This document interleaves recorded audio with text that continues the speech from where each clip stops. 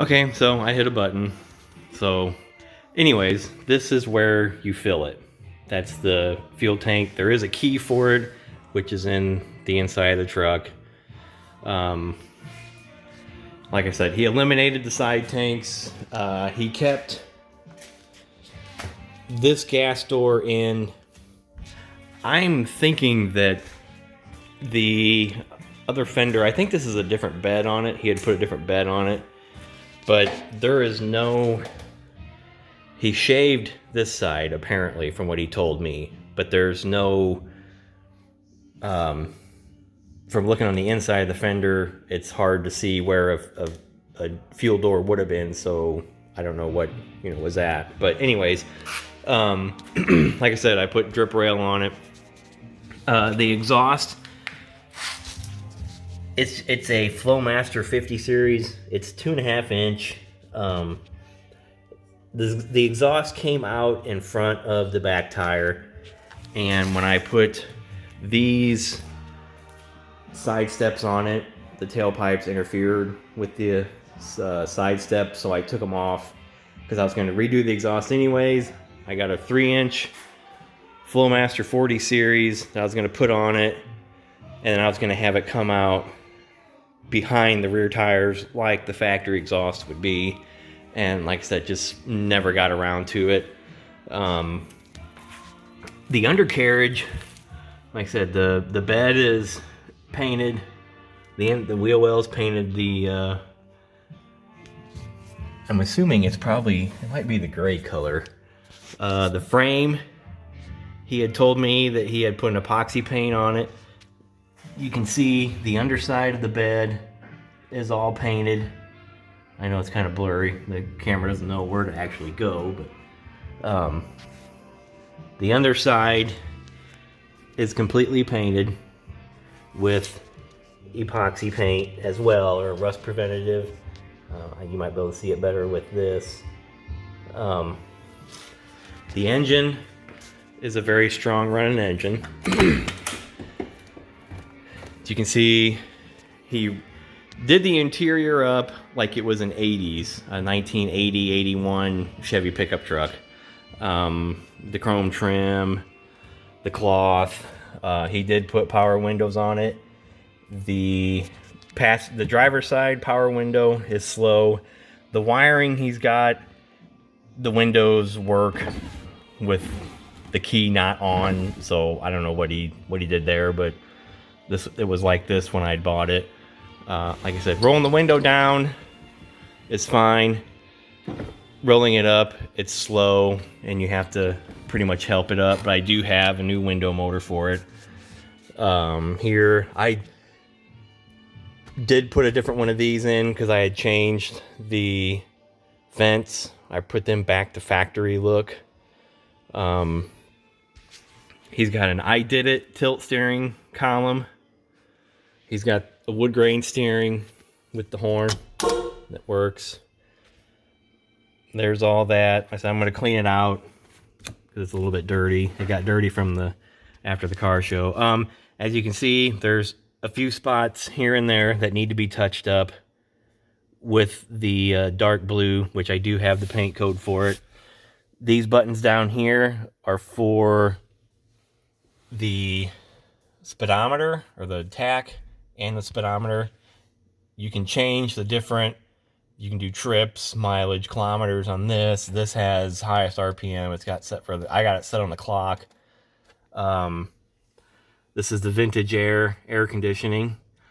And to be honest with you, I never really did try the air conditioning. The couple times I had it on, it did blow cold air, but I work 5 minutes away from home, so in the summertime I just roll the windows down and enjoy it, so I never did turn it on. But like I said, it does blow cold air. Here's the radio. It is a factory GM radio, and I do know that, I mean, it does sound pretty good. He's got a speaker in the dash. He's got 2 speakers in the back. You can tell here's the shifter. Here's some more spots that need to be touched up. he didn't have this in here, but I put it in anyways.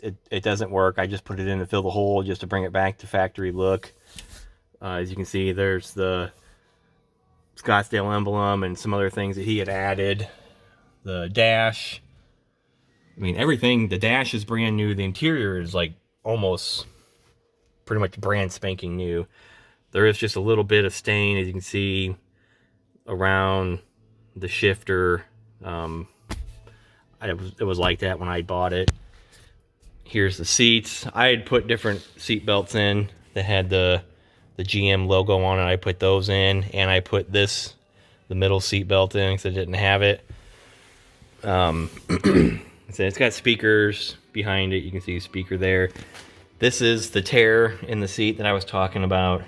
It's probably, I don't know, maybe 1.25 inches or something like that. I'm assuming that I did it because it wasn't like that when I bought it. So I don't know, with me getting in and out or my daughter getting in and out of the truck, it ripped a little bit, but you know, that's neither here nor there.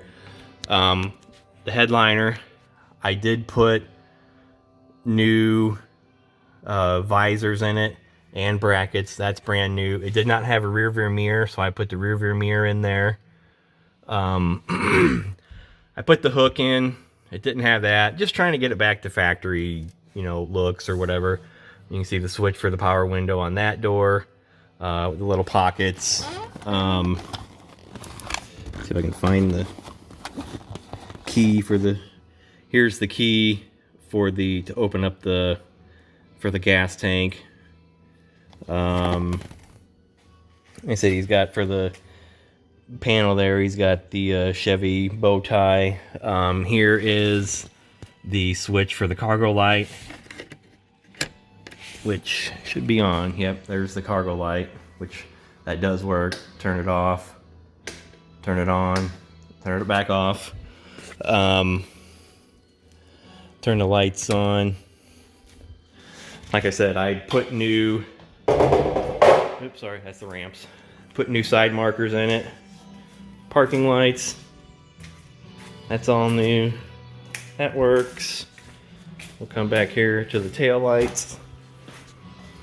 There's the tail lights.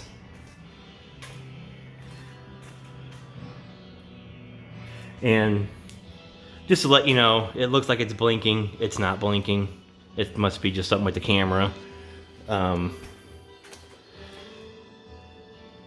Like I said, they work. They're bright.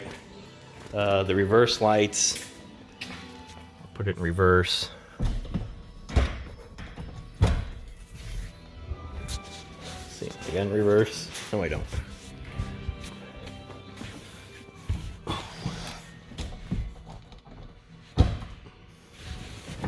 Oh, let me see. You probably gotta have it on for reverse, but anyways, yeah, reverse lights. They're super duper bright. Now I got it in reverse. But yeah, it needs to be on. Anyways, all the dash lights work. Sorry if it's real fuzzy or jumping around. Like I said, dash lights all work. Now, for some reason, the check brake light come on. I don't know if it's been on for about a week. I don't know if it's the parking brake needs to be readjusted. I'm not sure. It brakes fine. It drives great. I mean, I trust this truck going anywhere with that LQ4 in it, which, like I said, basically is an LS. There's the control panel for it, for the fuel injection. It's got a bunch of different setup stuff. Press on the live data. And it's got fuel ratio, coolant temperature, air temp, battery, RPM. I'll start it up.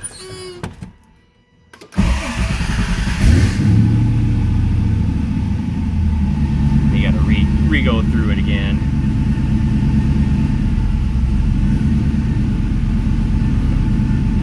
You can see it shows everything. It's got a bunch of different other settings on it. The air that it's showing is the TPS. Like I said, I put a new TPS on it. I don't know if it just needs to be readjusted. It's got a little bit of an idle up.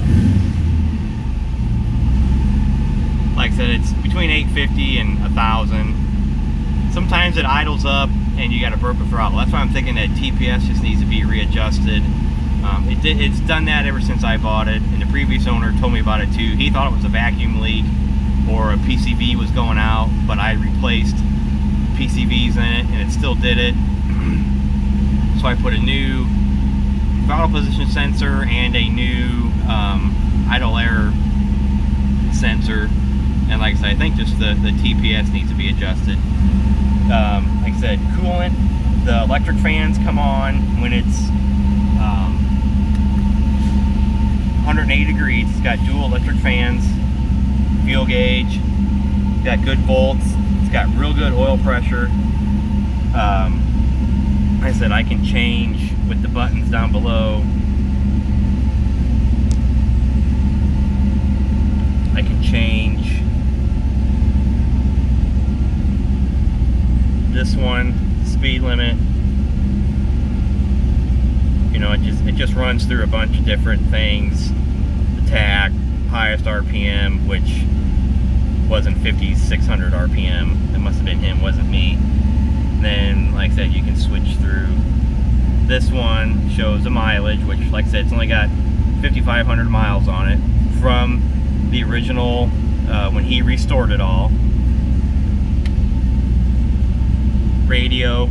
Now, there is, I don't know if you can see it or not, like there's a little bit of touch up down here too.